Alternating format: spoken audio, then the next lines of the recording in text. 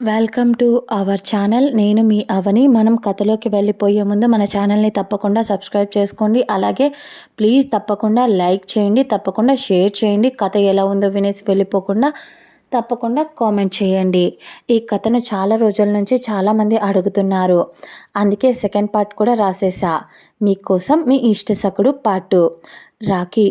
ఆమె పెదాలు అలా ఊహించని విధంగా అలా ఇద్దరు పెదాలు కలిసేసరికి రాఖీ కళ్ళు ఇంకా పెద్దవయ్యి ఆమె రూపాన్ని అంత దగ్గరగా చూసి ముద్రించుకుంటూ ఉంటే నేత్ర మాత్రం ఊహించని పరిణామానికి భయపడిపోతూ అతడిని దూరంగా నెట్టాలి అని ట్రై చేసింది.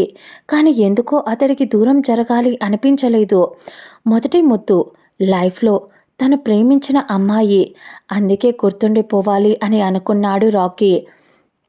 అప్పటిదాకా షాక్లో ఉన్న రాకీ ఆమె నెడుతూ ఉంటే స్పృహలోకి వచ్చిన రాకీ ఆమె పెదాలను ఇంకా వదలకుండా గట్టిగా పట్టుకొని ముద్దు పెట్టడం స్టార్ట్ చేశాడు. ఆమె ఒక 10 నిమిషాలు నెట్టి ఆమె ఓపిక అయిపోయింది. ఎందుకంటే ఆమె అప్పుడే నిద్ర లేవడం వల్ల ఆమె చాలా నీరసంగా ఇంకా నిద్రమత్తులోనే ఉన్నట్టు అనిపించి అతడిని నెట్టలేక అవస్థ పడుతూ ఉంటే అతడు మాత్రం ఆ గులాబీ తోట లాంటి ఆమె పెదాలలోని తేనెను జుర్రుకుంటూ తనివి తీరా ఆశ తీరా ఆ ముద్దును పెడుతూనే ఉన్నాడు. ఆ ముద్దు ఎంత డీప్గా ఉంది అంటే ఆ ముద్దులోనే ఆమెకు అతని ప్రేమ కనిపించేంత ఎంతసేపని కంట్రోల్ చేసుకోగలదు. పైగా అంత అందంగా ఉంటాడు రాకీ. ఒక 10 నిమిషాలకు ఆమె కూడా లొంగిపోయింది అతడికి. తను అలా అతడి ముద్దుకు సహకరిస్తూ ఉంటే అప్పటిదాకా కొంచెం గట్టిగా ముద్దు పెట్టిన వాడికి కాస్త మెల్లగా ఈసారి ఆమె పెదాలను అందుకుంటూ మొదట ఆమె పై పెదవిని నోట్లోకి తీసుకొని ముద్దు పెట్టి జుర్రుకుంటూ ఆ తర్వాత ఆమె కింది పెదవిని నోట్లోకి తీసుకొని ముద్దు పెట్టుకున్నాడు. అతడు ఆ క్షణం ఏం చేసినా ఆమె లొంగిపోతుందేమో అని అనిపించేంత ఆ ముద్దులోనే ఫీలింగ్స్ తెప్పించేశాడు. కానీ ఒక్క క్షణం ఆమె మీద ప్రేమ ఎక్కువైపోయి ఆమె కింది పెదవిని కొరికేశాడు. అప్పటిదాకా అతడు ట్రాన్స్లో ఉన్నది కాస్త బయటికి వచ్చి అతన్ని గట్టిగా నెట్టి అతడు ఆదమరిచి ఉన్నాడు కాబట్టి ఈజీగానే ఈసారి పక్కకు పడ్డాడు. ఆ తర్వాత ఆమె పైకి లేచి ఆమె మొహం మీద పడుతున్న వెంట్రుకలను ఆవేశంగా చేత్తో వెనక్కి అనుకుంటూ ఊపిరి ఆడకుండా అంతవరకు ముద్దు పెట్టాడు కాబట్టి శ్వాస బలంగా తీసుకుంటూ కోపంగా అతడి వైపు చూసింది. అతడు మాత్రం పక్కనే బెడ్పై అతడు 2 చేతులు వదిలేసి ఏదో గాల్లో తేలుతున్న ఫీలింగ్తో కళ్ళు మూసుకొని మళ్ళీ ఒకసారి తెరిచి ఆమె వైపు చూశాడు. ఏం దాచుకున్నావే ఆ పెదాలలో? ఎంత ముద్దు పెట్టినా కూడా నా గుండె ఇంకా ఇంకా కావాలంటుంది అన్నాడు. అతడు అలా మాట్లాడేసరికి కోపంగా ఉక్రోషంగా పక్కన ఉన్న పిల్లోని అతనిపై విసిరి, యూ ఈడియట్, ఆడపిల్లతో అలానా బిహేవ్ చెయ్యొచ్చా? అయినా నీకెవరిచ్చాడు పర్మిషన్ నన్ను ముద్దు పెట్టుకోవడానికి అని ఆమె అడిగేసరికి రాకీ అప్పటిదాకా ఉన్న బిహేవియర్ వేరు, ఇప్పటి బిహేవియర్ వేరు. ఒక్కసారిగా లేచి ఆమె దగ్గరికి వెళ్ళి ఆమె మీదికి వెళ్తుంటే ఆమె భయపడిపోతూ ఒక్కొక్క అడుగు వెనక్కి వేస్తూ ఉంది. అతడు ఒక చిన్న ఈవిల్ స్మైల్తో, ఏంటి భయం వేస్తుందా అన్నాడు. ఆమె బెదురు కళ్ళతో అతని వైపు చూసేసరికి, నేనేం తప్పు చెయ్యలేదే, చూడగానే నచ్చేశావు, ఇంతవరకు ఎవరు ఇక్కడికి ఎక్కలేదే అంటూ కొండవైపు చూపించుకుంటూ చెప్పాడు. అతడు చెప్పే ప్రతి ఒక్క మాట ఏదో మంత్రంలా పనిచేస్తూ ఉంటే ఏం మాట్లాడకుండా సైలెంట్గా ఉంది నేత్ర. అతడు నవ్వుతూనే, నిన్ను ఆ రోజు టేబుల్ కింద చూసినప్పుడే ఇష్టపడ్డానే, అప్పుడే చెప్పేద్దామనుకున్నా, కానీ మాతోనే వస్తావు కదా, అలాంటప్పుడు ఒక్క నిమిషంలో లవ్ పుట్టేసింది అంటే ఒప్పుకొని రకమూ కాదు నువ్వు. అలాగని మొండిగా ఇది లవ్వే అని నేనన్నా కూడా ఏడ్చి చచ్చిపోతావు. అందుకని అప్పుడు చెప్పలేదు. మనం ఇక్కడికి వచ్చిన కొద్ది రోజుల్లో నేను నిన్ను ఇష్టపడ్డం, ప్రేమించడం అన్నీ చేసేసా. ఇక నీ వైపు నుంచి నాకు ప్రేమ కావాలి. ఎప్పుడు చెప్తావు? చెప్తే నేను మా అమ్మా నాన్నల్ని తీసుకొని వచ్చి పెళ్లి ముహూర్తాలు పెట్టించేస్తా. ఎలాగో ఇయర్‌తో నీ చదువు అయిపోవస్తుంది కదా! అలాంటప్పుడు ఇంకేంటంట అన్నాడు కళ్ళెగరేస్తూ. ఆమె భయంగా అతన్ని వెనక్కి నెట్టి, నాకు దూరంగా ఉండు. లేదంటే ఇక్కడి నుంచి నేను వెళ్ళిపోతా. ఇప్పుడే మా సింధుకు చెప్తా ఉండు అని అంటూ చిన్న పిల్లలా కంప్లైంట్ ఇవ్వడానికి తన చెల్లి దగ్గరికి వెళ్ళింది నేత్ర. కారులో అన్నీ సర్దుతున్న తన చెల్లి, తన అక్క ఫ్రెష్ అవ్వకుండానే రావడం చూసి, ఏంటక్కా ఇంకా రెడీ అవ్వలేదా నువ్వు? త్వరగా రెడీ అయ్యి వస్తే మనం సైట్ సీన్‌కి వెళ్దాం అని చెప్తూ ఉంటే నేత్ర కొంచెం ఏడుపు మొహంతో సింధుని హత్తుకుని, సింధు తను ఏదేదో పిచ్చి పిచ్చిగా మాట్లాడుతున్నాడే తెలుసా నాకు అని చెప్తూ ముద్దు పెట్టాడు అనే విషయం చెప్పలేక ఆగిపోయింది. ఎందుకంటే ఆ విషయం గుర్తు రాగానే తన బుగ్గలు ఎరుపెక్కాయి సిగ్గుతో. సింధు పిచ్చిదాన్ని చూస్తున్నట్టు చూస్తూ, అక్క ఏమైందే? ఏదో చెప్తున్నావు ఆపేశావు అనేసరికి, ఏం లేదు అని అంటూ పక్కనే ఉన్న కార్తీక్ వైపు చూసి, మీ బ్రదర్ని నాకు కొంచెం దూరంగా ఉండమని చెప్పండి. అతడు కొంచెం నాతో అతి చనువు తీసుకోవాలి అని చూస్తున్నాడు. నేను అసలే మామూలు అమ్మాయిని కాదు. నాకు నాకు కానీ కోపం వస్తే కొట్టనైనా కొడతాను అని అంటూ లేనిపోని డాబులకు పోయింది నేత్ర పాప. కార్తీక్ సింధు వైపు చూస్తూ, ఒసేయ్ సింధు, ఒకప్పుడు కాలేజీలో నేను నీకు ప్రపోజ్ చేసినప్పుడు నువ్వు కూడా యాజ్ టీజ్‌గా సేమ్ ఇలాగే నా దగ్గరికి వచ్చి ఆ రోజు నాకు వార్నింగ్ ఇచ్చావు కదే అన్నాడు కార్తీక్ కొంచెం ఉక్రోషం కలగలిసిన గొంతుతో. సింధు కొంచెం ఇబ్బందిగా మొహం పెట్టి, అయితే ఇప్పుడేంట్రా అది కొంచెం కోపంగా అంది కార్తీక్ని. కార్తీక్ అతడికి అది మామూలే కాబట్టి, ఆమె ప్రతిసారి అతడిని బురిడీ కొట్టించడం మామూలే కాబట్టి వాళ్ళకు దండం పెట్టేసి అక్కడి నుంచి జారుకున్నాడు కార్తీక్. అప్పుడే తన వైపే గుర్రుగా చూస్తున్న తన అక్కను చూసి కొంచెం అమాయకంగా మొహం పెట్టి, అక్క ఇప్పుడు ఏమైంది, ఎందుకు అలా ఉన్నావు అంది. నేత్ర అప్పటిదాకా కోపంగా ఉంది కాస్త ఇప్పుడు ఏడుస్తూ సింధును హక్ చేసుకుంది. సింధుకి కొంచెం టెన్షన్గా అనిపించి, అక్క అంది. నేత్ర చిన్నపిల్లలా ఏడుస్తూ, అతడు అసలు ఏమనుకుంటున్నాడే నా గురించి? అయినా కొద్ది రోజుల పరిచయంతో అంత చనువు తీసుకుంటాడా అని అంటూ ఏడుస్తూనే ఉంది నేత్ర. దానికి సింధు, ఏమైందే అంది. అతడు అతడు నాకు ముద్దు పెట్టాడే అని వెక్కిళ్ళు పెట్టి ఏడుస్తూ చెప్పింది. సింధు షాకింగ్గా చూస్తూ, ఎన్ని రోజులు మా ప్రేమ పరిచయంలో కార్తీక్ కూడా ఏ రోజు నాకు ముద్దు పెట్టలేదు. అలాంటిది రాకీ పెట్టాడా?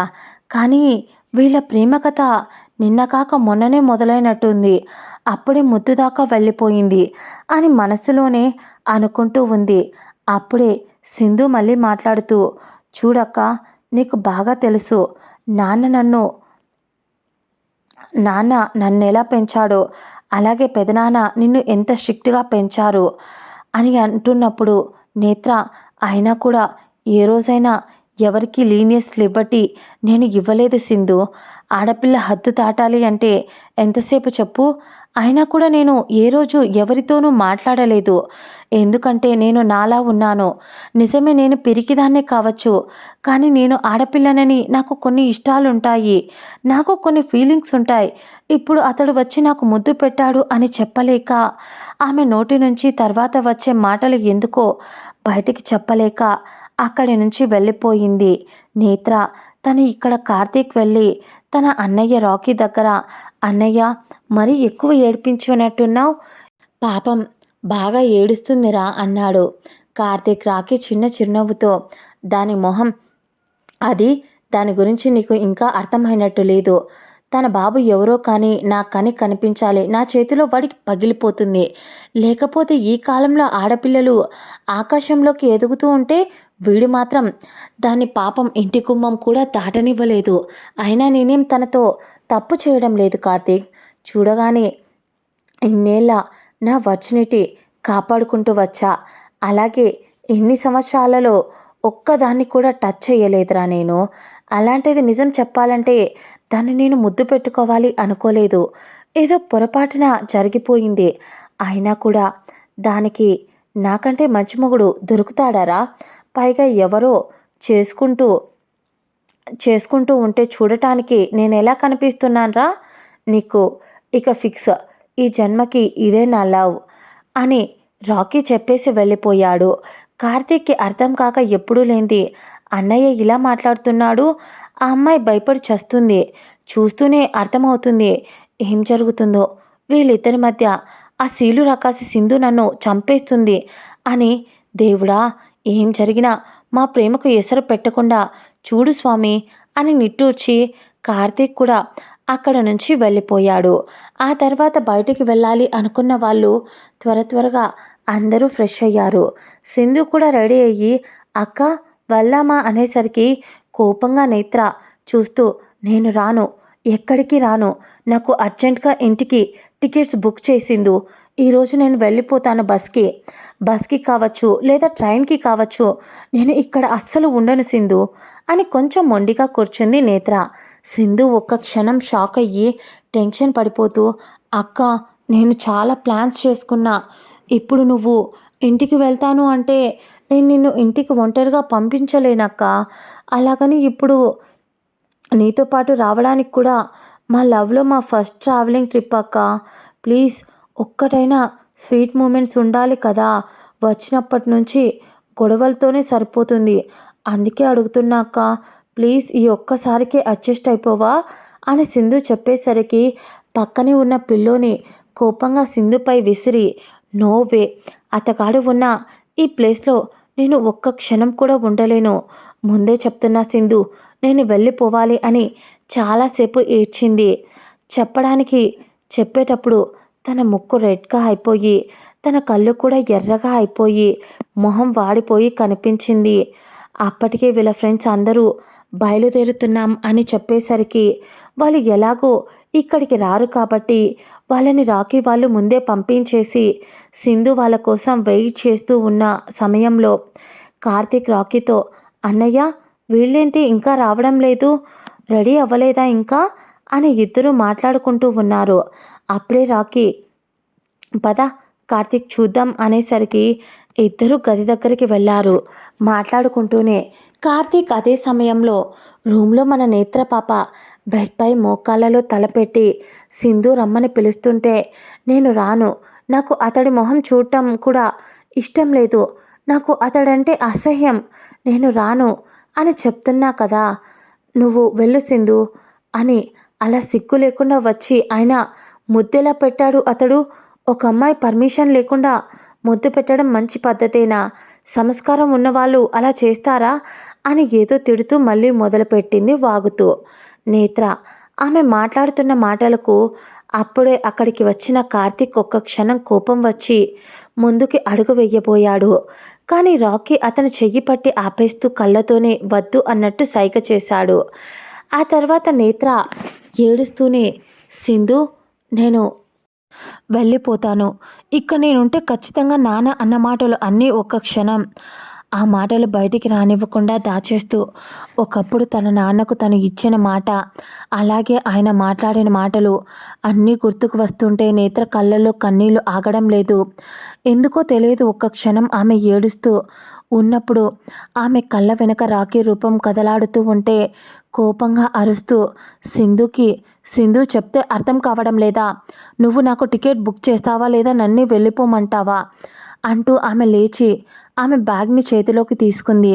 బట్టలన్నీ ఎలా అంటే అలా బ్యాగ్లోకి పెడుతూ ఉంటే సింధు ఆపాలి అని చూసిన పిచ్చి లేచిన దానిలా నేత్ర ఎప్పుడూ అంత కోపం చూపించనిది మొదటిసారి పిచ్చిదానిలా అంత కోపంగా బిహేవ్ చేసేసరికి సింధు కూడా భయం వేసింది. అప్పుడే ఉన్నట్టుండి బ్యాగ్ సర్దుకుంటున్న నేత్ర చెయ్యిని ఎవరో గట్టిగా పట్టుకున్నారు. ఒక్క క్షణం నేత్ర ఉక్రోషంగా ఎవరా అన్నట్టు చూసింది. అక్కడ తనకు కోపంగా తన వైపే కనిపిస్తున్న రాకీ కనిపించేసరికి ఒక్క క్షణం భయంగా చూసింది. అతడు నిప్పులు కురిపించే కళ్ళతో ఆమె చెయ్యి పట్టుకొని ఎక్కడికే వెళ్ళేది అన్నాడు. ఒక్క క్షణం నేత్ర మారిన అతడి గొంతులోని బేస్కి కొంచెం భయపడి అతడి వైపు బిక్కమొహం వేసుకొని చూసింది. రాకీ ఆమె వైపు కోపంగానే చూస్తూ మళ్ళీ అడుగుతున్నా నేత్ర, ఇందాక ఏం మాట్లాడావో అవి మళ్ళీ మాట్లాడవే అన్నాడు. నేత్ర అప్పటిదాకా భయపడుతూ ఉన్నది కొంచెం కోపంగా రాకీ చెయ్యిని విడిపించుకుంటూ, అవును, మళ్ళీ చెప్తున్నా, నువ్వు నాకు దూరంగా ఉండు. నిన్ను చూస్తుంటే నాకు భయం వేస్తుంది, ప్లీజ్ అని అంటూ, అసలు నా గురించి ఏమనుకుంటున్నావు? నీతో పాటు తిరుగుతున్నారు కదా ఇంతింత పొట్టి బట్టలు వేసుకొని, వాళ్ళలా నేను నేను అనుకుంటున్నావా? కాదు, రోజుకొక అమ్మాయిని నీ పక్కెక్కచ్చు, అలాంటి అమ్మాయిని అని వాళ్ళందరితో తిరిగి వాళ్ళతో పాటే నేను కూడా అని అనుకున్నావా? ఇలా నాతో అని నేత్ర ఆమె నోటి నుంచి వచ్చిన మాట పూర్తి అవ్వకముందే రాకీ చెయ్యి నేత్ర చెంపపై పడింది. అతడు మామూలుగానే అతడి చెయ్యి చాలా గట్టిగా రఫ్గా ఉంటుంది, అలాగే తగులుతుంది కూడా. అలాంటిది కోపంగా కొట్టాడు. పెదవి చిట్లి రక్తం రావడంతో నొప్పికి కళ్ళల్లో నీళ్లతో బిక్కమొహం వేసుకొని అతడు కొట్టిన ఫోర్స్కి నేలపై పడి నొప్పికి చెంపపై చెయ్యి వేసుకొని కళ్ళల్లో నీళ్లతో రాకీ వైపు చూసింది. అతడు కోపంగా, ఏం మాట్లాడావే? ఎలా కనిపిస్తున్నాడే ఈ రాకీ గాడు నీకు? కనిపించిన ప్రతి ఒక్క దాంతో తిరిగేలా కనిపిస్తున్నానా? అసలు నేనేంటో ఈ కొద్ది రోజుల్లో నీకు అర్థం కాలేదా? నువ్వు నా పక్కనే వచ్చి కూడా కూర్చున్నా కూడా నేను నీతో ఎప్పుడూ అడ్వాంటేజ్ తీసుకోలేదు. మార్నింగ్ ఏదో పొరపాటున ముద్దు పడిపోయింది, సరే నాదే తప్పు ఒప్పుకుంటున్నా అని అంటూ ఆమె జుట్టు పట్టుకొని పైకి లేపి ఆమెకు దగ్గరగా వచ్చి ఆమె కళ్ళల్లో కళ్ళు పెట్టి కోపంగానే చూస్తూ, నేను నీకు ముద్దు పెట్టానే, ఏదో నువ్వు పెద్ద అప్సరసవో, నువ్వేదో ఆకాశం నుంచి దిగొచ్చావనో నీ వెంట రావడం లేదు నేను. ఎప్పుడు చిటికె వేసిన నీకన్నా అందగత్తెలు నా ముందు తెచ్చి పెడతారు నా అమ్మా నాన్న. అలాంటిది మొదటిసారి ఒక అమ్మాయి నచ్చిందని ప్రపోజ్ చేశా. అవును, నీకు దగ్గరగా వచ్చా, ఎందుకంటే నేను నిన్ను ప్రేమించానే, కాబట్టి నా ప్రేమ ఇలాగే ఉంటుంది. నేను ప్రేమని ఇలా మాత్రమే చూపించగలను. అయినా నేను ఇంత ఫూల్ని కాకపోతే ఇంత దాకా వస్తుంది. అయినా నీలాంటి దాన్ని ఎలా ప్రేమించానే అని నా మీద నాకే అసహ్యం వేస్తుంది ఈ క్షణం. ఇప్పుడు చెప్తున్నా నేత్ర, నేను నీ మీద పడిపోవడం కాదు, నువ్వే నా దగ్గరికి వచ్చి నువ్వు నన్ను ప్రేమిస్తానన్నా కూడా నేను ఒప్పుకోను. నేనేదో ఈ ట్రిప్ అయిపోగానే నువ్వెవరో నేనెవరో అండ్ వన్ మోర్ థింగ్, వెళ్తాను అని ఓ ఎక్కిపోతున్నావు కదా. పో, ఎవడు వద్దన్నాడు? పాపం నీ చెల్లి నీ గురించి ఆలోచించి ఇక్కడి దాకా తీసుకొస్తే నాన్న చాటు కూతుర్లా పిరికి దానిలోనే ఉండి చచ్చిపో.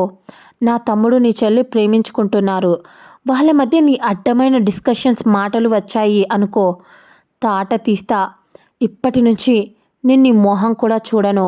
అలాగే నువ్వెవరో కూడా నాకు తెలియదు. కేవలం నీ శరీరం కోసం నీ దగ్గరికి వస్తున్నట్టు లెక్క కట్టేశావు కదే. నేను చూస్తుంటేనే అసహ్యంగా ఉంది. ప్రేమకి బాధ్యతకి ఏవి ఇలాంటివి నీకు తెలియవు. జీవితంలో అన్నీ నష్టపోయినప్పుడు వాటి వాల్యూ తెలుస్తుంది నీకు అని చెప్పేసి రాకీ అక్కడి నుంచి వెళ్ళిపోయాడు. వెళ్ళిపోతున్న అతన్ని అలాగే చూస్తూ ఉండిపోయింది. సింధు మాత్రం ఆ క్షణం ఏం మాట్లాడలేదు. ఆ రూమ్ నుంచి బయటికి వచ్చేసింది సింధు కూడా. ఆ తర్వాత కార్తీక్ వెళ్ళేవాడు. ఒక్క క్షణం ఆగి, నేత్ర, తప్పు చేశావు. నువ్వు వచ్చిన మొదటి రోజు నుంచి నేను నిన్ను చూస్తున్నా. ప్రతిదానికి మరీ అంత భయపడతావు. అయినా కూడా నీ చుట్టూ ఉన్నవాళ్ళు నీ చెయ్యి వదలకూడదు అని అనుకుంటారు. నువ్వు మాత్రం ఆ చెయ్యిని విసిరికొట్టి వెళ్ళిపోతావు. అయినా నాకు అర్థం కాదు, నీకు రాకీ ఎందుకు నచ్చలేదు? నాకు అర్థం కాలేదు ఆ విషయం. వాడి ప్రేమ నిజంగా ఒక పెద్ద సముద్రం అంతా. దాంతో కూడా పోల్చడం తక్కువేమో వాడి ప్రేమ. వాడికి ఎవరైనా నచ్చితే తీసుకెళ్ళి గుండెల్లో పెట్టుకుంటాడు. అలాంటిది నువ్వు నచ్చావు. ఇంటికి వెళ్ళగానే అమ్మా నాన్నకు చెప్పి మీ ఇంటికి పంపించాలి అని ఇలా అనుకుంటూ ఉన్నాడు. కానీ నువ్వేమో చాలా ఈజీగా వాడిని మాటలు అనేసి ఆ మాటలు వాడి మనసుకు తాకాయి. కాబట్టి సాధ్యమైనంత వరకు నువ్వు ఇక్కడ ఉన్నన్ని రోజులు వాడికి దూరంగా ఉండవా? వాడికి కనిపించకుండా. ఎలాగో నువ్వు మామూలుగానే రూమ్లో నుంచి పెద్దగా బయటికి రావు కదా, భయపడుతూ ఉంటావు కదా. ఇంకో విషయం, సింధు పేరెంట్స్ మీ పేరెంట్స్ వేరు వేరు అని తను నాకు చెప్పింది. పైగా సింధు ఫాదర్ మరియు మదర్ చాలా మంచివాళ్ళు. మా పెళ్ళికి ఈజీగా ఒప్పుకుంటారు. అందుకోసమనే పెళ్ళికి ముందు ఫస్ట్ టైం నేను కలిసిన ఇన్ని రోజులలో మొదటిసారి కలిసి ట్రిప్‌కి వచ్చాం మేమిద్దరం. ఇక్కడ చాలా మూమెంట్స్‌ని పోగు చేసుకోవాలి అనుకున్నాం. కానీ కుదరడం లేదు. ఇప్పుడు అవన్నీ కాదు. మా విషయం పక్కన పెట్టేసినా ముందు నువ్వు రాకీ మీద నీ ఉద్దేశాన్ని, నీ మనసులో ఉన్న ఆలోచనలు అన్నింటినీ, నెగెటివ్ థాట్స్‌ని అయితే పక్కన పడేసేయి. ఎందుకంటే అది దేనికి పనికిరావు. నువ్వు ఆలోచించేవన్నీ పిచ్చి పిచ్చివి. ఒకవేళ పాజిటివ్ అయితే మాత్రం వాడు చెయ్యి వదలకు నేత్ర. కొత్త ప్రపంచాన్ని చూపిస్తాడు వాడు నీకు అని చెప్పేసి ఆమెతో ఎన్ని రోజుల్లో కార్తీక్ పెద్దగా మాట్లాడలేదు ఎప్పుడు. ఆమె అడిగిన దానికి లేదా జనరల్గా ఎప్పుడైనా ఏదైనా మాట్లాడుకునేవాళ్ళు. కానీ ఈరోజు అంతసేపు మాట్లాడడంతో ఆమెకు అర్థమైపోయింది రాకీ మనసును చాలా గట్టిగానే బాధ పెట్టేశానని. కార్తీక్ వెళ్ళిపోయిన తర్వాత ఆ రూమ్ డోర్ క్లోజ్ చేసి ఒక్క క్షణం అద్దం ముందుకు వెళ్ళి తన మొహాన్ని అద్దంలో చూసుకుంది. తన పెదవి చివరన రక్తం కారుతూ ఉంటే అది పట్టించుకోకుండా రాకీ ఆమె చెంపపై కొట్టిన దెబ్బపై ఆమె చేత్తో తడుముకుంటూ మాన్స్టర్ చాలా గట్టిగా కొట్టేశావేంట్రా అని ఒక్క క్షణం తిట్టుకుంటూ మళ్ళీ ఒక్క క్షణం కళ్ళల్లో నీళ్లు గట్టిగా వెక్కిళ్ళు పెట్టి ఏడుస్తూ కొద్దిసేపు ఏడ్చి అలాగే అప్పటికే సమయం చాలా అవ్వడంతో ఆమె వేసుకున్న డ్రెస్ని ఒకసారి చూసుకొని ఇందాక కింద పడ్డప్పుడు అది కొంచెం చిరిగినట్టు అవ్వడంతో హ్యాండ్ దగ్గర అనిపించడంతో మెల్లగా టాప్ని రిమూవ్ చేసి ఇంకో టాప్ని చేతిలోకి తీసుకొని వేసుకోబోయింది.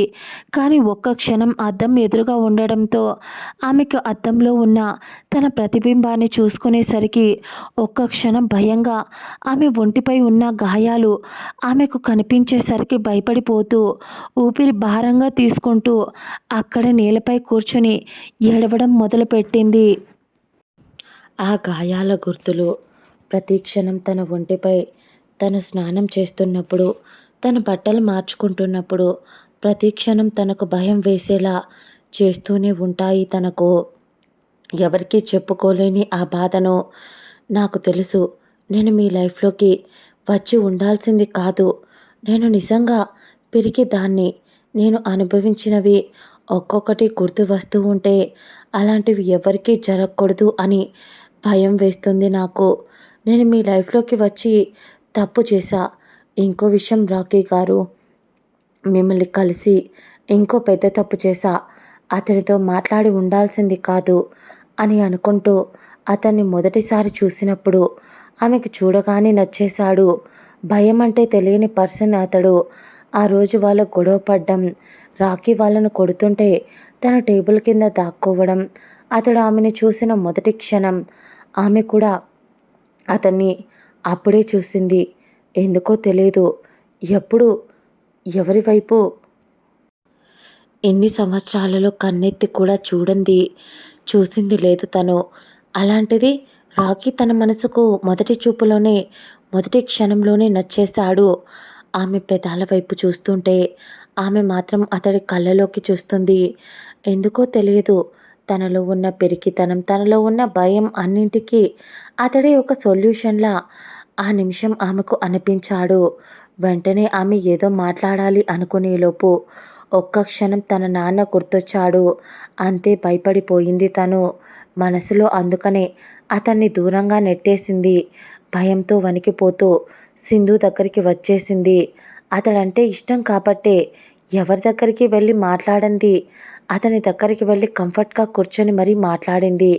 అతడంటే ఇష్టం లేకపోతే ముద్దు పెట్టుకునేది కాదేమో. ఒక్క క్షణం రాకీని తను అన్న మాటలు కూడా గుర్తు వచ్చి నేలపై కూర్చొని చెంపలకు తన చేతులతో తానే గట్టిగా కొట్టుకుంటూ అసలెందుకు పుట్టావే నువ్వు? కన్న తండ్రికి నీ మీద నమ్మకం లేదు. మీ అమ్మకు నీ మీద ప్రేమ ఉన్నా నోరెత్తి చెప్పలేని సిచ్యువేషన్ ఆవిడది. నాన్నంటే చచ్చేంత భయం అమ్మకు. నేనంటే ఎంత ప్రేమ ఉన్నా అమ్మ ధైర్యం చేసి నాన్న దాకా వెళ్ళలేదు. ఇప్పుడు రాకీ నా లైఫ్‌లోకి ఎందుకు వచ్చాడో అర్థం కావడం లేదు. తను రాలేదు. నేనే వచ్చా. తన్ని బాధ పెట్టడానికి. సంతోషంగా ఉన్న తన జీవితంలోకి నేనే వచ్చా అనుకుంటూ మళ్ళీ అద్దంలో తన బాడీ కనిపిస్తూ ఉంటే ఒక్క క్షణం తన తన మీద తనకే కంపరంగా అనిపిస్తూ వెంటనే లేచి బట్టలు వేసుకొని తన వంటిపై కనిపిస్తున్న దెబ్బలను కవర్ చేస్తూ ఊపిరి భారంగా వదిలి కన్నీళ్లను తుడిచేసుకుంటూ లేని నవ్వుని మొహంపై పులుముకుంటూ, నేత్ర, నువ్వు తెలిసి చేసినా తెలియక చేసినా ఇప్పుడైతే అతడి మనసును విరిచేశావు. మంచి పని చేశావు. నీ గురించి ఇక ఆలోచించడు అతడు. అలాగే నువ్వు కూడా ఆలోచించుకు. ఇంకో విషయం, ఇక్కడి నుంచి వీలైనంత త్వరగా వెళ్ళిపోవాలి. నువ్వు ఒంటరిగా వెళ్తాను అంటే సింధు మొదట ఒప్పుకోకపోవచ్చు. కానీ వాళ్ళిద్దరి ఇన్ని సంవత్సరాల ప్రేమలో మొదటి ట్రిప్ ఇది.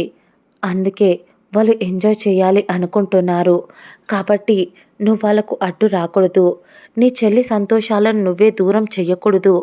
ఎవరిని డిస్టర్బ్ చేయకుండా సైలెంట్గా కొద్ది రోజులు ఉండి ఆ తర్వాత ఏదో ఒకటి చెప్పి వెళ్ళిపో అని తనకు తానే సర్ది చెప్పుకొని ఫేస్ వాష్ చేసుకొని రెడీ అయ్యి ఏమీ జరగనట్టే బయటికి వచ్చింది. అప్పటికే రాకీ వెళ్ళిపోయాడు. సింధు నేత్ర దగ్గరకు వచ్చి అక్క, వెళ్దామా అని అంది. అక్కడ కార్ దగ్గర కార్తీక్ ఒక్కడే ఉన్నాడు. చూసి అడగాలి అనుకుంది రాకీ ఎక్కడా అని. కానీ అడగలేకపోయింది. ఆమె నోటిలో మాట బయటికి రావడం లేదు. సైలెంట్గా వెళ్ళి బ్యాక్ సీట్లో కూర్చుంది నేత్ర. సింధు ఆమెను ఏమీ అనడం లేదు. నార్మల్గానే ఎప్పుడు ఎలా అయితే మాట్లాడుతుందో అలానే మాట్లాడుతుంది. తనకు కూడా రాకీని అలా అన్నప్పటి నుంచి సింధు సింధు కూడా కోపం వచ్చింది. కానీ తన అక్క మీద ఉన్న ప్రేమ వీటన్నింటి మీద ఏదైనా అంటే ఇంకా బాధపడుతుందేమో అని వీటన్నింటి వల్ల సింధు ఏం మాట్లాడలేకపోతుంది. ఒక్కొక్కసారి గిల్టీగా కూడా ఫీల్ అవుతుంది. నేత్రను తీసుకొచ్చి తప్పు చేశానా, రాకీ గారిని బాధ పెట్టానా అని ఆలోచిస్తూ సింధు ఇలా కార్తీక్ ఒకవైపు అతడి ఆలోచనలో అతడు సింధు ఒకవైపు ఆలోచిస్తూ నేత్ర కళ్ళల్లో కన్నీళ్లు వస్తున్నా హెయిర్తో కవర్ చేస్తూ ఆమె బాధని లోపలే ఎవరికీ కనిపించనివ్వకుండా దాచేస్తూ మొహంపై చిరునవ్వును పులుముకొని ఉండిపోయింది. అలా వాళ్ళ కొద్దిసేపటి ప్రయాణం తర్వాత ఒక ప్లేస్కి వెళ్ళారు. అక్కడ బైక్ రేసింగ్ జరుగుతుంది. సింధు, కార్తీక్ మరియు నేత్ర ఇంకా కొంతమంది వాళ్ళ ఫ్రెండ్స్ అక్కడ ఉన్నారు. కార్తీక్ వాళ్ళతో పాటు వచ్చిన వాళ్ళల్లో ఇంకొంతమంది వీళ్ళ మీద జలసీగా ఫీల్ అవుతున్నారు. ఎందుకంటే సింధుని, నేత్రని కార్తీక్ వాళ్ళు స్పెషల్గా చూస్తూ సపరేట్గా వేరే చోట ఉండటం వీళ్ళకి నచ్చలేదు. పైగా సింధు అంటే కార్తీక్ గర్ల్ ఫ్రెండ్ కాబట్టి ఓకే. నేత్రను కూడా సేమ్ అలాగే ట్రీట్ చేయడం అస్సలు నచ్చలేదు. అందులో పింకీ అనే ఒక అమ్మాయి ఎప్పటికప్పుడు నేత్రను చూస్తూ ఉడుక్కుంటూ కోపంగా నేత్రను ఏదో ఒకటి అంటూనే ఉంది మొదటి నుంచి. కానీ నేత్ర ఎప్పుడు పక్కన వాళ్ళ మాటలను పట్టించుకోదు. కాబట్టి సైలెంట్గా విని వెళ్ళిపోతుంది.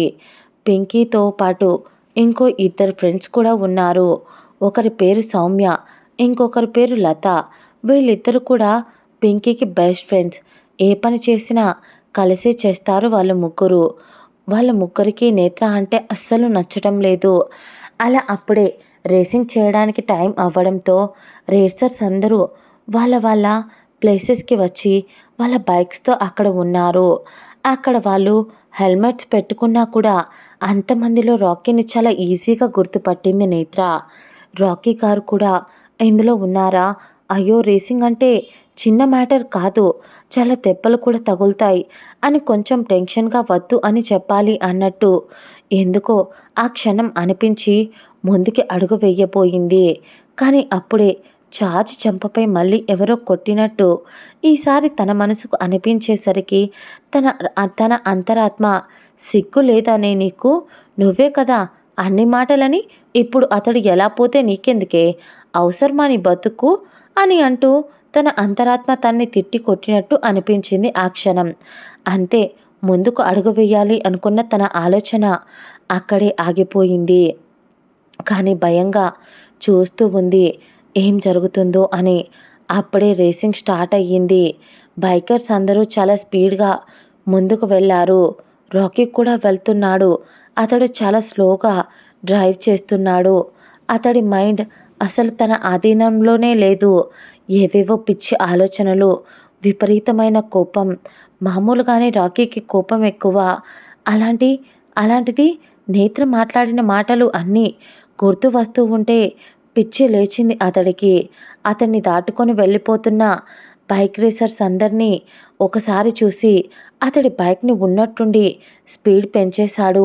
ఎంత స్పీడ్‌గా డ్రైవ్ చేస్తున్నాడంటే అసలు అందరూ ఒక్క క్షణం షాక్‌లో అలా చూస్తూ ఉండిపోయారు.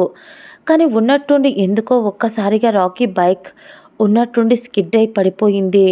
అందరూ కింద బైక్‌తో సహా పడిపోయిన రాకీ వైపు చూస్తూ అతని ముందే వెళుతున్న ఒక బైక్ రాకీ వైపు వేలు చూపిస్తూ, వెక్కిరిస్తూ, నేనే నిన్ను కింద పడిపోయేలా చేశా. ముందుసారి నువ్వే గెలిచావు కదా రాకీ! కానీ ఈసారి మాత్రం గెలుపు నాదే అని వెక్కిరించేసరికి రాకీకి కోపం పట్టరానంత వచ్చింది. ఒక్కసారిగా కింద పడ్డ అతడు తన చెయ్యి లైట్‌గా బెణికింది. అయినా కూడా పట్టించుకోకుండా లేచి మొండిగా అతని చేతిని గట్టిగా విదిలించి బైక్ స్టార్ట్ చేశాడు.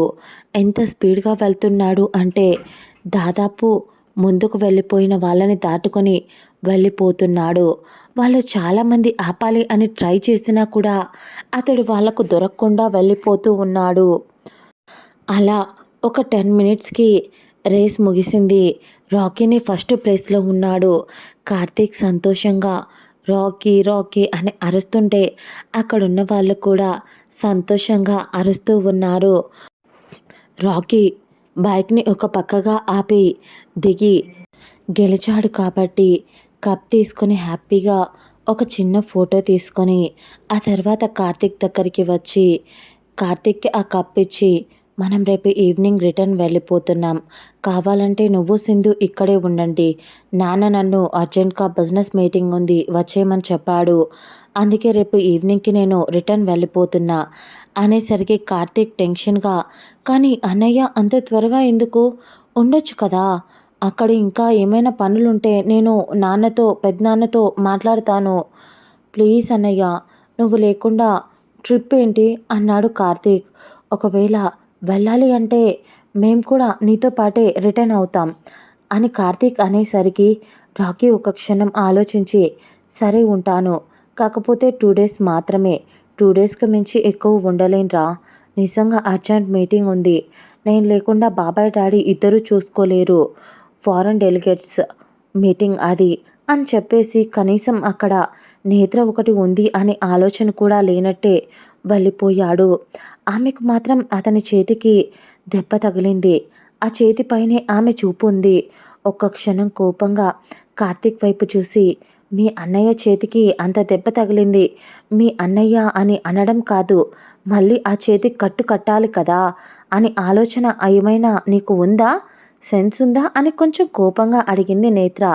కార్తీక్ ఒక్క క్షణం ఆమె మాటల్లో బాధ, ఆమె మనసులో పడుతున్న కంగారు ఆమె కళ్ళల్లో స్పష్టంగా తెలుస్తూ ఉంటే ఆమె వైపు చూశాడు కార్తీక్. ఒక క్షణం తీక్షణంగా సింధు అక్కడే తన ఫ్రెండ్స్ ఎవరో ఉండటంతో వాళ్ళతో మాట్లాడుతూ ఉంది. దాంతో కార్తీక్ నేత్ర వైపు చూసి నేత్ర నీకేమైనా కొంచెం మైండ్ లూజా అని అడిగాడు. నేత్ర అర్థం కానట్టు కొంచెం కోపంగా చూసేసరికి హా ఏంటి భయపడతాను అనుకున్నావా? కోపంగా చూస్తే అంత లేదు. నీ చెల్లి నీకు భయపడుతుందేమో. అక్కడ వెళ్తున్నాడు చూడు ఆ పిచ్చోడు మా అన్న. నువ్వు అన్న మాటలకు నీతో మాట్లాడకుండా వెళ్ళిపోతాడేమో. నేనలా కాదు. కోపం వస్తే ఏం మాట్లాడతానో నాకే తెలీదు నీలాగే. రాకీ ఏం చేసినా కోపంలో కూడా తెలిసే చేస్తాడు రాకీ. కానీ నాకు కోపం వస్తే ఏదేదో చేస్తా. ఇప్పుడు పాయింట్‌కి వస్తే నిజంగానే కొంచెం నీకు లూజ్ అనుకుంటా నీ మైండ్. లేకపోతే అప్పుడే ప్రేమ చూపిస్తావు. వాడి మీద అప్పుడే దూరం పెడతావు. నీకు నువ్వైనా అర్థమవుతున్నావా? ఏదైనా ఉంటే మాట్లాడి సాల్వ్ చేసుకో. ఒకసారి దూరంగా ఏదైనా వెళ్ళిందనుకో అది ఏదైనా సరే తిరిగి రాదు. జీవితాంతం ఏడుస్తూ బ్రతుకుతావు. అని అంటూ కార్తీక్ ఇక మరో మాట మాట్లాడకుండా వెళ్ళిపోయాడు.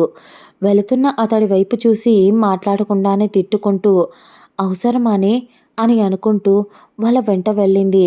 ఆ తర్వాత అప్పటికే దాదాపు నైట్ కావడంతో అక్కడే అందరూ డిన్నర్ చేసేసి కొద్దిసేపు అందరూ అక్కడే కబుర్లు చెప్పుకుంటూ మీటింగ్ పెట్టుకున్నారు.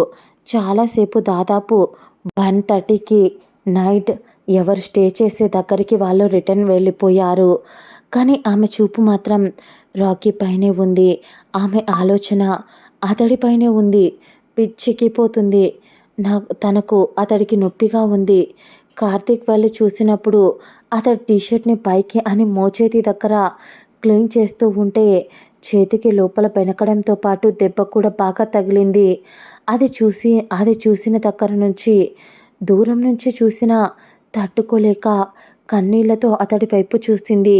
ప్రతిసారి సింధు దగ్గరికి ఎవరైనా తన్ని పిలిచినా, మాట్లాడించినా సింధు దగ్గరికే పారిపోయేది భయంతో నేత్ర.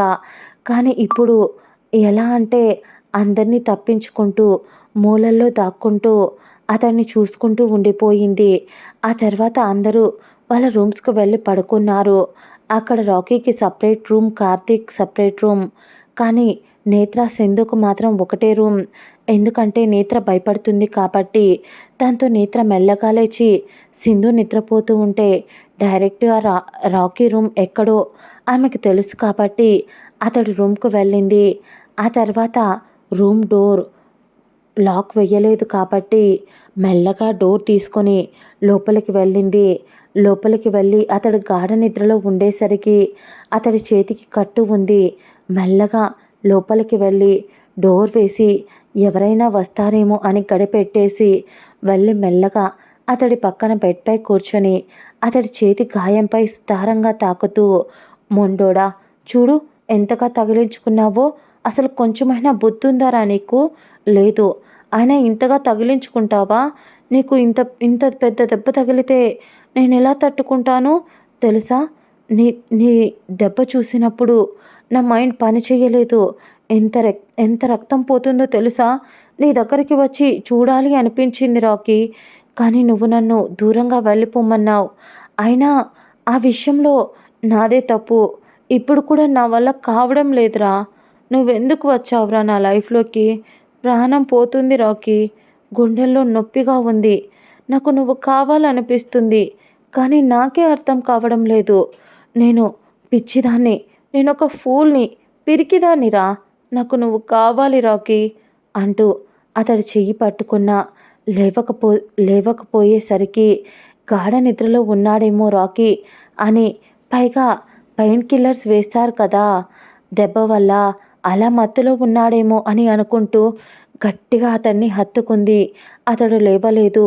దాంతో అతని పక్కనే పడుకొని అతడు నుదురుపై పడుతున్న వెంట్రుకలను సరిచేస్తూ అతడి నుదురుపై ముద్దు పెట్టి రాకీ మొహాన్ని చూస్తూ, నువ్వంటే నాకు ఎంత పిచ్చో, ఇంత పిచ్చి ఎందుకో అర్థం కావడం లేదు. నిన్ను చూస్తూ ఉండిపోవాలి అనిపిస్తుంది జీవితాంతం అనుకుంటూ అలాగే బాధపడుకుంటూ ఉండిపోయింది. దాదాపు 3 గంటలు అతడు గుండెలపైనే పడుకొని, అతడు స్పృహలో లేడు కాబట్టి వాటర్ దాహంగా ఉంటాయి అని అనిపించి అతడికి వాటర్‌ని కూడా తాపించింది పిచ్చిదానిలా. ఆ తర్వాత కొద్దిసేపటికి వెళుతూ అతని వైపు చూస్తూ అతనితో బోలెడన్ని పిక్స్ కూడా దిగి, మళ్ళీ ఈసారి అతని చేతులకు అతడి మొహం అంతా తాకగా ఆమె పెదాలతో ముద్దులు అద్దేస్తూ వెళ్ళాలి అని లేకపోయినా వెళ్ళిపోయింది ఆ రూమ్‌లో నుంచి. ఆ తర్వాత ఆమె గదిని దాటిన మరుక్షణం మూసి ఉన్న తలుపుల వైపు రాకీ కళ్ళు తెరిచి చూశాడు. ఒక్క క్షణం అతడి కళ్ళు ఒక తారలా మెరవడం మొదలయ్యాయి. ఎంత సంతోషంగా ఆ కళ్ళు మెరుస్తున్నాయి అంటే ప్రపంచంలో ఉన్న సంతోషమంతా ఇప్పుడు అతని మొహంలోనే కనిపిస్తూ ఉంది. అతడు ఆమె వెళ్ళిన వైపే చూస్తూ, నేను అనుకున్నానే, ఒకప్పుడు నిన్ను చూసిన మొదటి క్షణాన నువ్వు నన్ను ఒక్కసారైనా నా వైపు చూస్తే చూడాలి అని. కానీ నీ కళ్ళేంటే అంత ప్రేమగా నా వైపు చూస్తున్నాయి? అంత పిచ్చా నేనంటే నీకు? అంత ఇష్టమా? ఎంత మాట్లాడుతున్నాయే ఆ కళ్ళు. ఎంత మాట్లాడుతూ ఉన్నా అతను ఒక్క క్షణం ఆమె అతన్ని ముద్దు పెట్టుకోవడం, అతడికి దెబ్బ తగిలిన దగ్గర పట్టుకొని బాధపడడం, ఆమె కన్నీళ్లు అతని చేతిపై పడ్డం, అతడు స్పృహలో లేడు కాబట్టి ఎక్కడ అతడికి దాహంగా ఉంటుందో అని పేషెంట్లా నీళ్లు తాపడం. ఓ గాడ్! నిజంగా ఇది నా బంగారం అనుకుంటూ ఉన్న అతని కళ్ళు ఒక్కసారిగా మళ్ళీ ఏదో ఆలోచించడం మొదలుపెట్టాయి. ఇంత ప్రేమని ఆ చిట్టి మనసులో పెట్టుకొని అది ఎందుకు నన్ను దూరం పెడుతుంది అని ఆలోచిస్తూ ఉన్నాడు రాకీ. ఆ తర్వాత మళ్ళీ అతనికి ఆ దెబ్బ కొంచెం నొప్పిగా అనిపించడంతో పొద్దుట్నుంచి అట్టే మొండిగా కోపంగా ఉన్నాడు కాబట్టి ఆమె మీద ఇప్పుడు ఆమె మీద ఉన్న ప్రేమ, దాంతో ప్రశాంతమైన మనసు ఉండడంతో ప్రశాంతంగా ఇప్పుడు నిద్ర పట్టేసింది. అలసిపోయినట్టు అనిపించడంతో మరుసటి రోజు ఉదయం సమయం 9 గంటలు అవుతూ ఉండగా నలుగురు లేచి ఫ్రెష్ అయ్యారు. ఆ తర్వాత బయటికి వచ్చి అప్పటికే టిఫిన్ ఆర్డర్ పెట్టడంతో నేత్ర, సింధు కూడా తినాలి అనిపించకపోయినా ఇద్దరూ ఏదో కొద్దిగా తినేశారు. కార్తీక్ తన అన్నయ్యకు టిఫిన్ తినిపిస్తూ ఉంటే రాకీ కోపంగా, రేయ్ నేను తినగలుగుతా, జస్ట్ చెయ్యి నొప్పిగా ఉంది అంతే, ఏదో చిన్నపిల్లల్లా ట్రీట్ చెయ్యక్ కార్తీక్ అని తిట్టాడు రాకీ. దాంతో కార్తీక్ తన అన్నయ్య ఎంత తిట్టినా కూడా వినకుండా తన అన్నయ్యకు కూడా కొంచెం టిఫిన్ తినిపించేసి, అన్నయ్య ఈరోజు ఒక సూపర్ ప్లేస్కి మనమందరం వెళ్తున్నాం, అలాగే మేమిద్దరం ఫోటోషూట్ చేయించుకోవాలి అనుకుంటున్నాం, మా ఇద్దరికి చాలా మెమరీస్ కావాలి చెప్పా కదా, ఆ ఫోటోషూట్ ఇక్కడ కాదు, ఇక్కడ నుంచి దాదాపు 20 కిలోమీటర్స్ అక్కడ, అలాగే మన బ్యాచ్ అంతా ఆల్రెడీ మార్నింగ్ అక్కడికి వెళ్ళిపోయారు, అక్కడ నైట్ ఎవరికి అలో ఉండదంట, అందరూ నైట్ టైం అక్కడ ఎవరు తిరగకూడదు అని చెప్పారు, కాబట్టి ఈవినింగ్ 6 అయ్యేసరికి అందరం వెనక్కి వచ్చేయాలి, ఒకవేళ ఎవరైనా ఇరుక్కుపోయినా కూడా కనీసం రెస్క్యూ టీం కూడా ఆ టైంలో కాపాడటానికి రాదంట, ఎందుకంటే నైట్ టైం అక్కడ చాలా చలిగా ఉంటుంది, పైగా డేంజరస్ యానిమల్స్ కూడా తిరుగుతూ ఉంటాయి అని చెప్పారంట. మొత్తం మంచు ప్లేస్ కదా అన్నయ్య అని కార్తీక్ చెప్పేసరికి రాకీ కూడా మనకు తెలిసిందే కదరా అనేసరికి నేత్ర కోపంగా కార్తీక్ వైపు చూసింది. ఆమెకు తెలుసు కార్తీక్ ఇప్పుడు అవన్నీ చెప్పడం ఆమె కోసమే చెప్తున్నాడని, దాంతో నాకు అర్థమయ్యింది అని అన్నట్టు మొహం తిప్పేసింది. అప్పుడే సింధు, కార్తీక్ ఈరోజు అక్కడ ఫోటోషూట్ చేయించుకోబోతున్నామా, అయితే 2-3 డేస్ పెట్టేసుకుంటా, 2-3 డ్రెస్సెస్ పెట్టేసుకుంటా, ప్యాక్ చేసుకుంటా అనేసరికి, ఏదో ఒకటి చెయ్యవే బాబు, ఈ ట్రిప్ నాకు ఎన్ని ప్రాబ్లమ్స్ని మోసుకొస్తుందో అని అనుకుంటూ కార్తీక్ అక్కడి నుంచి వెళ్ళిపోతే నేత్ర మాత్రం తింటూ కూడా రాకీ వైపు ఒకసారి చూసి మళ్ళీ తన తలను పక్కకు తిప్పేసింది. రాకీ మాత్రం ఆమె వైపు మొహం కూడా చూడలేదు. ఆ తర్వాత నలుగురు బయలుదేరారు. మధ్య మధ్యలో సింధు నేత్రతో, అక్క మేము ఫోటోషూట్ దగ్గర ఉన్నాము అని నువ్వు మాకు దూరంగా వెళ్ళకు, దగ్గరలోనే ఫ్రెండ్స్ అంతా ఉంటారు కదా, వాళ్ళతో పాటు మాట్లాడుతూ అక్కడక్కడే ఉండు, ప్లేసెస్ చూస్తూ, దూరంగా వెళ్తే నాకు ఈ ప్లేసెస్ అన్నీ చూసేటప్పుడు ఇబ్బంది అవుతుంది, ఇబ్బంది పడతావు నువ్వే, అదే వాళ్ళతో కలిసి ఉంటే వాళ్ళు ఇంతకుముందు కూడా ఇక్కడికి వచ్చారు కాబట్టి ప్రాబ్లం ఉండదు, నాకు భయం ఉండదు నీ గురించి అని నేత్రకు మరీ జాగ్రత్తలు చెప్పింది. ఒకవేళ ఏదైనా ప్రాబ్లం అయితే నా దగ్గరికి వచ్చేసే అక్క అని చెప్పేసరికి నేత్ర కూడా సరే అని తల ఊపింది. తన మనసుకు అనిపించింది తను వచ్చినప్పటి నుంచి సింధు తనతోనే ఉంది, వాళ్ళకంటూ కొంచెం ప్రైవసీ ఉండాలి కదా, అందుకోసమనే కార్తీక్ తనపై కోపగించుకుంటున్నాడు, విసుక్కుంటున్నాడు నేత్రని చూడగానే. అది గుర్తు వచ్చి సరే అని తల ఊపింది. నేత్ర ఆ తర్వాత కొద్దిసేపటి జర్నీ తర్వాత ఆ ప్లేస్కి చేరుకున్నారు. రాకీ అక్కడికి ఎక్కువగా చలిగా ఉండటం వల్ల అందరూ వాళ్ళ జాగ్రత్తల్లో వాళ్ళు వచ్చారు. స్వెటర్స్, మందపాటి గ్లౌజెస్, మొహానికి క్యాప్స్ అన్నీ పెట్టుకొచ్చారు. కార్ అక్కడికి కొద్ది దూరంలో ఆగగానే కొంచెం దూరంలో కనిపిస్తున్న మంచును చూసి నేత్ర సంతోషంగా, వావ్ సింధు, చాలా అందంగా ఉంది అని అంటూ నేత్ర మొదటిసారి తన ప్రపంచాన్ని మర్చిపోయి చిన్న పిల్లల మంచుతో ఆడుకోవటానికి పరుగెత్తుకుంటూ వెళ్ళిపోయింది. వెళుతున్న ఆమెను చూసి కార్తీక్ మీ అక్కకు ఏం వచ్చినా తట్టుకోలేమే తల్లి అని సింధుతో అనేసరికి సింధు కోపంగా చూసింది కార్తీక్‌ని. కానీ అతడు మాత్రం అదేం పట్టించుకోకుండా కార్తీక్ అప్పటికే వాళ్ళు రావాలనుకున్న ప్లేస్ కాబట్టి అక్కడ ఒక ప్రొఫెషనల్ ఫోటోగ్రాఫర్‌ని పిలిపించి పిక్స్ తీసుకోవడం మొదలుపెట్టాడు కార్తీక్. వాళ్ళు క్లోజ్‌గా ఉండేవి. వాళ్ళ చుట్టూ వాళ్ళు అందంగా చేతులు వేసి ఎదురెదురుగా ఒకరికొకరు ప్రపంచాన్ని మర్చిపోయి చూసుకుంటున్నవి ఇలా చాలా హ్యాపీగా ఉన్న మూమెంట్స్‌ని అందులో బంధించడం మొదలుపెట్టారు. నేత్ర మాత్రం ప్రపంచాన్ని మర్చిపోయి ఆ మంచులో పడి చిన్న పిల్లల ఆ మంచులో ఆడుకుంటూ పిచ్చిదానిలా గెంతులు వేస్తూ అరుస్తూ ఉంది. అప్పుడే ఎవరో ఆమె భుజం మీద చెయ్యి వేసేసరికి వెనక్కి తిరిగి చూసి అక్కడ సింధు ఫ్రెండ్ సుకన్య ఉండేసరికి హాయ్ రా, ఒక్కదానివే ఉన్నావే, మిగతా వాళ్ళెక్కడా అనేసరికి సుకన్య అది నేత్రక్క అక్కడ కొద్ది దూరంలో ఉన్నారు వాళ్ళంతా, అక్కడ కనిపిస్తుంది కదా అనేసరికి అక్కడ నుంచి కొద్ది డిస్టెన్స్‌లో ఒక చిన్న లోయ లాంటిది ఉండేసరికి అక్కడ వాళ్ళు ఫోటోస్ తీసుకుంటూ ఉన్నారు.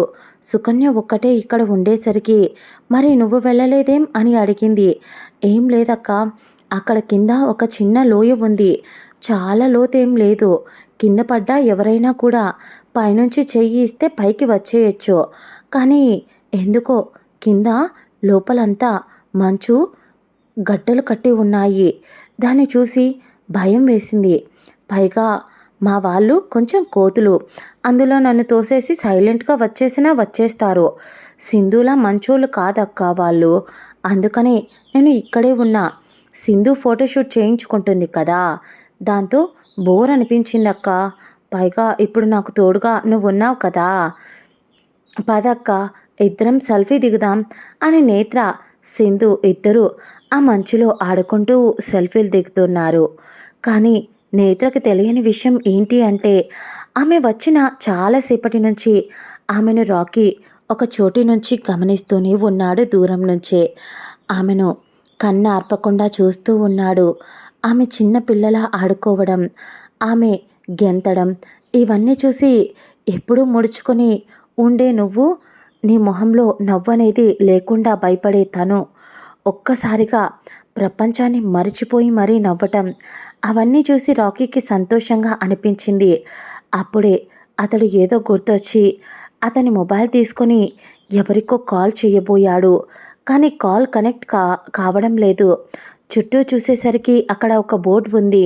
ఇక్కడ నెట్వర్క్ ఇష్యూ అనే దాంతో అతడు అక్కడ నుంచి కొద్ది దూరం వచ్చి ఎవరికో కాల్ చేశాడు. అటువైపున రాకీ ఫాదర్, రే కన్నా, ఎప్పుడొస్తావురా, నీకు తెలుసు కదరా రేపు ఈవినింగ్ ఒక అర్జెంట్ మీటింగ్ ఉందని. నువ్వేమో ఈరోజు వచ్చేస్తాను బయలుదేరి అన్నావు, కానీ ఇంకా రాలేదు అని ఆయన అడుగుతూ ఉంటే అటువైపున్న రాకీ, డాడ్ వస్తాను కంగారు పడకండి, రేపు ఈవినింగ్ కదా, ఈరోజు ఈవినింగ్ బయలుదేరినా రేపు మార్నింగ్కి అక్కడ ఉంటాను, టెన్షన్ పడకండి అని చెప్పి కొన్ని ఇంపార్టెంట్ డీటెయిల్స్ అన్నీ రాకీ తన ఫాదర్కి కొద్దిసేపు మాట్లాడి, అలాగే తన అమ్మ ఎలా ఉంది, అలాగే తన పిన్ని కార్తీక్ మదర్ ఆవిడన్నా కూడా రాకీకి చాలా ఇష్టం. ఆవిడ గురించి కొద్దిసేపు మాట్లాడి ఆ తర్వాత తన బాబాయ్తో కొద్దిసేపు మాట్లాడి అప్పుడు కాల్ కట్ చేశాడు రాకీ. ఆ తర్వాత అక్కడి నుంచి మళ్ళీ నేత్ర వాళ్ళ దగ్గరికి వెళ్ళాడు. అప్పటికే గ్రూప్ మొత్తం నేత్ర దగ్గరికి ఆల్మోస్ట్ వచ్చేశారు. అందులో ఉన్న పింకీ, ఫ్రెండ్ లత మరియు సౌమ్య ఇద్దరూ కలిసి కావలసిందే నేత్ర, నీకు చాలా భయమంట కదా, నువ్వు ప్రతిదానికి చిన్నపిల్లలా భయపడతావంట కదా, ఇప్పటికి కూడా చెల్లి చంక దిగకుండా పాలు తాగే పాపాయిలా అంత భయపడితే ఎలా చెప్పు, అంత పిరికిదానివా నువ్వు అని కావాల్సిందే ఆమెను వెక్కిరించడం మొదలుపెట్టారు. కానీ నేత్ర చిన్న చిరునవ్వుతో తప్పేముంది? నాది భయమే అయి ఉండొచ్చు. కానీ నా చెల్లంటే నాకు చాలా ఇష్టం. అందుకే నేను తన్ని వదలను. నాకు భయం. భయం వేస్తే నేను నా చెల్లి దగ్గరికి వెళ్తా. నిజమే. అలాగే ఇంకో విషయం, నా చెల్లికి కూడా నేనంటే చాలా ఇష్టం నా చెల్లికి. అందుకనే నేను ఎంత తన్ని విసిగించినా కూడా నా చెయ్యి వదలదు. తను నా బాబాయ్ కూతురే అయ్యుండొచ్చు. కానీ నాకు అమ్మ అది అని అంది నేత్ర. ఆమె చెప్పిన సమాధానం అప్పుడే అక్కడికి వచ్చిన రాఖీకి, కార్తీక్‌కి, సింధుకి కూడా చాలా నచ్చింది. ఎన్ని రోజుల్లో కార్తీక్‌కి ఆమె భయపడ్డం, ఆమె బిహేవియర్ నచ్చకపోయినా మొదటిసారి ఆమె మాట్లాడిన మాటలు చాలా నచ్చాయి. అలా చూస్తూ ఉండిపోయారు. ఆ తర్వాత అందరూ అక్కడ చాలాసేపు కబుర్లు చెప్పుకున్నారు. కానీ ఎందుకో తెలియదు, నేత్ర అక్కడ ఏదైనా మంచులో కూర్చొని ఉంటే ఆమె పక్కగా వెళ్ళి లత ఆమె మీద కావలసిందే కాళ్ళతో మంచు పడేలా ఆమె మీద ఆమెను ఇబ్బంది పెట్టడం, ఇలా చాలా చేస్తూ ఉంటే ఎందుకో తెలియదు సింధు ఫ్రెండ్ సుకన్యకి కోపం వచ్చి, హే పింకీ, దట్స్ నాట్ ఫేర్. తను మనకన్నా కొంచెం పెద్దది. అక్క అని పిలవకపోయినా పర్లేదు. నువ్వెలాగో తన్ని పేరుతో కూడా పిలవడం లేదు. నీ ఫ్రెండ్స్ చూస్తూనే ఉన్నా, నీ ఫ్రెండ్స్ని కూడా. మీరు ముగ్గురు తన్ని ఎందుకు టార్గెట్ చేస్తున్నారు అని సుకన్య కొంచెం కోపంగా అడిగేసరికి పింకీ సుకన్య చంపపై లాగి పెట్టి కొట్టింది. సుకన్య పక్కనే ఉన్న నేత్ర మళ్ళీ పింకీ సుకన్య చంపపై మళ్ళీ కొట్టబోతే ఒక్కసారిగా పింకీ చేయిని పట్టుకుంది నేత్ర. ఎప్పుడూ లేనిది ఆమె మొహంలో ఇప్పుడు ఒక కోపం, ఒక తెగింపు ఒక్కసారిగా వచ్చాయి. చూడు, మనం ఇక్కడికి ఎంజాయ్ చేయటానికి వచ్చాం. నీకు నేను నచ్చలేదని నాకు ఎప్పుడో అర్థమయ్యింది. అర్థమవుతుంది కూడా. నాకు తెలుసు, నువ్వు వేసుకున్న బట్టల్ని, యాటిట్యూడ్ని, పొగరు చూస్తుంటే మీ అమ్మా నాన్న బాగా బలిసిన వాళ్ళు అని అర్థమవుతుంది. కానీ అదే బలుపు బయట ఎక్కడైనా చూపించుకో, నా దగ్గర మాత్రం చూపించుకో. నాకు డబ్బు మదం, పొగరుగా బిహేవ్ చేసే వాళ్ళంటే అస్సలు నచ్చదు. నేను వాళ్ళకు కొంచెం దూరంగా ఉంటా. అలాగే నీకు కూడా దూరంగా ఉండాలి అని నేను అనుకుంటున్నా. ముఖ్యంగా ఇంకో విషయం చెప్తున్నా, నువ్వు నాకు తెలుసు నా మీద ఎందుకు కోపంగా ఉన్నావో అని నేత్ర అనేసరికి పింకీ షాక్ అయి ఆమె వైపు చూసింది. అక్కడ కొద్ది దూరంలో రాకీ, సింధు, కార్తీక్ ముగ్గురు ఒక ఒక చోట నిల్చొని ఏదో మాట్లాడుకుంటూ ఉన్నారు. వాళ్ళు ఇక్కడ జరిగే డిస్కషన్ చూడటం లేదు. కాబట్టి నేత్ర పింకీ వైపు చూసి, నేను ఎవరికి దగ్గర కావడం లేదు. నేను ఎవరి ప్లేస్ని లాక్కోవడమూ లేదు. నీకు ఎవరైనా ఇష్టమైతే వెళ్ళి అతడికే చెప్పు. అంతే తప్ప ఇలా నా మీద పగ సాధించడం ఏంటి? కొంచెం ఫూలిష్నెస్గా అనిపించడం లేదా? పైగా ఇంకో విషయం, నేను నీ విషయాలు వేట్లో అడ్డురాను. నాకు అవసరం లేదు కూడా. కాబట్టి ఇక్కడున్న ఈ కొద్ది రోజులు మనకు గొడవలు అవసరం లేదు అని చెప్పేసి నేత్ర మరో మాట మాట్లాడకుండా అక్కడి నుంచి వెళ్ళిపోయింది. వెళ్ళిపోతున్న ఆమె మాటలు పింకీకి సూటిగా తగిలాయి. అవసరమా? తను కూడా అనిపించింది ఆ క్షణం పింకీకి. కానీ అప్పుడే అక్కడికి లత వచ్చి, పింకీ, దానికి ఎంత పొగరే, నేను చూస్తూనే ఉన్నా, నిన్ను ఎన్ని మాటలు అంటుంది అని కావాల్సిందే నిప్పుల్లో ఆజ్యం పోసింది. దాంతో అప్పటిదాకా వదిలేద్దాం అనుకున్న పింకీ ఇప్పుడు అస్సలు వదలాలి అనుకోవడం లేదు. దాంతో కోపంగా, దించుతానే దాని పొగరుని, దాని బలుపుని, అన్నింటినీ దించుతాను అని అనుకుంటూ అలా చాలాసేపు అక్కడ ఎంజాయ్ చేశారు. దాదాపు ఈవినింగ్ అయిపోతూ ఉంటే రాకీ కార్తీక్తో, రేయ్ వెళ్దామా అనేసరికి, అన్నయ్య వెళ్దాం అన్నాడు కార్తీక్. రాకీ అప్పుడే తన ఫ్రెండ్స్లో ఎవరికో ఒక అబ్బాయికి ఆ మంచులో కాలు ఇంజ్యూర్ అయ్యింది, స్కిడ్ అయి కింద పడ్డం వల్ల.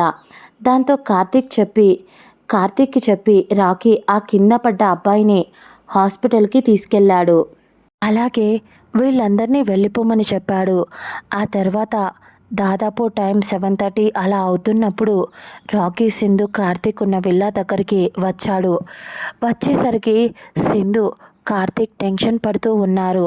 రాకీ వచ్చి రాగానే, ఏమైందిరా అలా ఉన్నారు అంటూ అక్కడ సోఫాలో కూర్చోగా, అన్నయ్య అది నేత్ర కనిపించడం లేదు అన్నాడు. కార్తీక్ అలా అనేసరికి ఒక్క క్షణం రాకీ గుండె ఆగి కొట్టుకున్నంత పని అయ్యింది. కార్తీక్ వైపు చూస్తూ వాట్, తను కనిపించకపోవడం ఏంటి, ఎక్కడికెళ్ళింది అన్నాడు. కార్తీక్ అన్నయ్య, అదేంటంటే మేము రిటర్న్ అవుతున్నప్పుడు తను సుకన్యతో ఉంది. ఆ తర్వాత వాళ్ళతోనే వచ్చి ఉంటుందిలే అనుకున్నాం. తీరా ఇక్కడికి వచ్చిన తర్వాత సింధు వెళ్ళి నేత్రాన్ని తీసుకొద్దామని వెళ్ళేసరికి వాళ్ళతో పాటు లేదంట. 1/2 అవర్ నుంచి అంతా వెతుకుతున్నాం. వాళ్ళతో వచ్చిందా లేదా అనే క్లారిటీ కూడా ఎవరికీ లేదు. ముఖ్యంగా సుకన్య కూడా కనిపించడం లేదు అని కార్తీక్ చెప్పేసరికి ఒక్క క్షణం రాకి అసలు అతడి మైండ్ పనిచేయడం లేదు. అసలు ఏం జరుగుతుందో అర్థం కాని సిచ్యువేషన్లోకి వెళ్ళిపోయాడు. ఆమె మిస్ అయిందని తెలిసి పదే పదే తన ప్రేమ గుర్తొస్తుంది. అలా గుర్తొస్తూ ఉండేసరికి ఒక్క క్షణం కంట్రోల్ చేసుకున్న టెన్షన్ అంతా అక్కడి నుంచి పరిగెత్తుకుంటూ వెళ్ళిపోయాడు. వెళ్తున్న వాడల్లా, ఏదో గుర్తొచ్చిన వాడల్లా మళ్ళీ వెనక్కి తిరిగి కార్తీక్, మొత్తం ఈ విల్లా, అలాగే అక్కడ ఫ్రెండ్స్ ఉన్నది మొత్తం అన్నీ చెక్ చేయి. తను వచ్చిందో రాలేదో నాకు తెలియదు. నాకు ఎందుకో నా మనసు చెప్తుంది తను అక్కడే ఇరుక్కుంది అని అన్నట్టు. నేను అక్కడికే వెళ్తున్నా అనేసరికి కార్తీక్ పరిగెత్తుకుంటూ వచ్చి, ఒకవేళ తను అక్కడే ఉంటే నువ్వు కూడా ఇప్పుడు అక్కడికి వెళ్ళి ఇరుక్కుంటావా అని కొంచెం కోపంగా అడిగాడు. రాకీ చెయ్యి పట్టుకొని రాకీ ఒక్క క్షణం తన తమ్ముడి వైపు చూసి చెయ్యి విడిపించుకుంటూ, అక్కడ ఉంది నా ప్రాణం రా, అది ఒకవేళ అదే ప్లేస్లో సింధు ఉంటే నువ్వు వెళ్ళవా? అలాంటిది నా ప్రాణాన్ని నేనెలా వదిలేసుకుంటాను? నేను వెళ్తున్నా.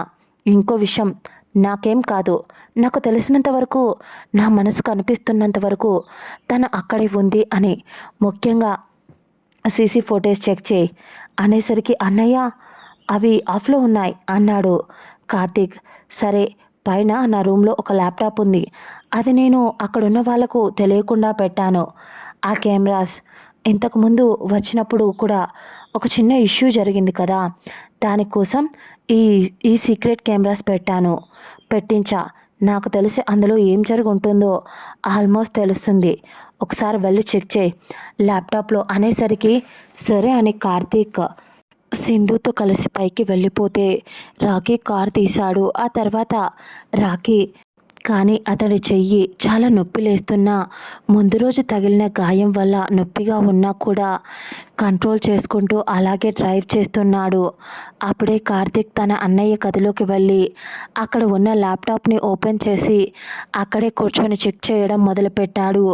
చాలాసేపు చూసిన తర్వాత అందులో చూసిన విషయాలు కొంచెం షాకింగ్గా ఉండడంతో ఒకరి మొహాలు ఒకరు చూసుకున్నారు, సింధు మరియు కార్తీక్. కార్తీక్ వెంటనే సీనియర్కి ఈ విషయం చెప్పు అంది సింధు. దాంతో కార్తీక్ టెన్షన్గా ఫోన్ చేశాడు. లైట్గా సిగ్నల్స్ ఉండడంతో కాల్ కనెక్ట్ అయ్యింది. అక్కడికి ఇంకా ఒక 5 కిలోమీటర్స్ ఉంది. దాంతో అన్నయ్య అని అంటూ జరిగింది మొత్తం చెప్పేశాడు. అది విన్న రాకీ పిడికిలు కోపంగా పిగుసుకుంది. ఇంకా స్పీడ్గా డ్రైవ్ చేస్తూ కాల్ కట్ చేసి ఫోన్ని బ్యాక్ పాకెట్లో పెట్టుకొని అప్పటికే అక్కడికి రావడంతో అక్కడ ఉన్న సెక్యూరిటీ వాళ్ళను అలర్ట్ చేస్తూ, ఇక్కడ నా ఫ్రెండ్, తను ఇరుక్కుంది, తన్ని కాపాడాలి అని చాలాసేపు చెప్పాడు. కానీ ఒక్కరు కూడా ధైర్యం చేసి ముందుకు రాలేదు. దాంతో రాకీకి కోపం వచ్చింది. చాలాసేపు వాళ్ళతో ఆర్గ్యూ చేశాడు. ఇక అదే కోపంతోనే కనీసం వాళ్ళు చెప్తున్నా వినకుండా రాకీని లోపలికి వెళ్ళిపోయాడు. అలా వెళుతున్న అతడికి మొబైల్ లైటింగ్లో తెల్లగా మెరుస్తున్న మంచును నైట్ టైం కావడం వల్ల ఇంకా ఎక్కువగా కురుస్తూ ఉంది. చలికి ఒకవైపు అతడు వణుకుతూనే ముందుకి అడుగులు వేస్తూ ఉన్నాడు. అతడికి మొదటిసారి జీవితంలో ఇంతగా భయపడుతున్నాడు. ఆమెకేదైనా అయితే ఆ ఊహ తట్టుకోలేకపోతున్నాడు. అసలు ఎందుకు వచ్చావే నా జీవితంలోకి? నిజంగా మొన్న కాదే, ఇప్పుడు అనిపిస్తుంది. చంపేయాలి అన్నంత కోపం కూడా వస్తుంది. నీకేదైనా అయితే నేను బ్రతికి ఉంటానా? పిచ్చోడినైపోతాను. ఒకసారి కనిపించు నేత్రా అని అతన్ని తనే తిట్టుకుంటూ, ఎవరినైనా పంపించి ఉండాల్సింది. వాడికి దెబ్బ తగిలితే నిన్ను వదిలేసి వెళ్ళి ఉండాల్సింది కాదు అని టెన్షన్ పడుతూ మొత్తం దాదాపు అంత చలిలో 1 అవర్ వెతికాడు. అయినా కూడా ఆమె దొరకలేదు. అతడి ఓపిక అయిపోతుంది. చలికి అసలే తెల్లగా ఉంటాడు. అతడి ముక్కు, అతడి చేతులు, చలికి మొహం అంతా రెడ్గా అయిపోయింది. ఒకవైపు కళ్ళు మూతలు పడుతున్నాయి. అయినా మొండిగా కూడా అలాగే వెతుకుతూ ఉన్నాడు రాకీ.